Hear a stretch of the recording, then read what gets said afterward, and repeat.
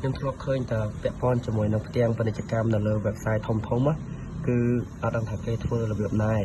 ឡូវហ្នឹងគឺយើងបានធ្វើជាមួយនឹងផ្ទាំងពាណិជ្ជកម្មលោតនៅលើ website របស់យើងគឺយើងធ្វើបានជោគជ័យហើយពាក់ព័ន្ធជាមួយនឹងដំណើរការរបស់វាចាំមើលនៅវីដេអូក្រោយចាំខ្ញុំប្រាប់បើសិនណាបានអ្នកនរគ្នាអត់ទាន់ចេះអីអាច comment នៅខាងក្រោមនេះបានហើយ process របស់វាគឺយើងអាចបញ្ជាចេញពី dashboard management របស់យើង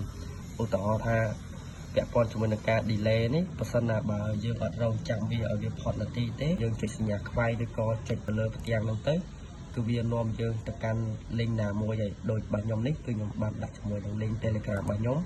ហើយនេះអានេះគឺជាផ្ទាំងពាណិជ្ជកម្មទី2នេះអញ្ចឹងផ្ទាំងទាំងអស់ហ្នឹងគឺយើងដាក់ប្រមាណផ្ទាំងក៏បានដែរអត់បញ្ហាទេហើយយើងអាចបើសិនណាបើវាផុតនាទីអញ្ចឹងគឺយើងអាចចុចសញ្ញាខ្វែងទៅគឺបានដែរហើយអ្នកនរគ្នាយកយ៉ាងណាដែរចំពោះពាក់ព័ន្ធជាមួយនឹង process របស់នេះ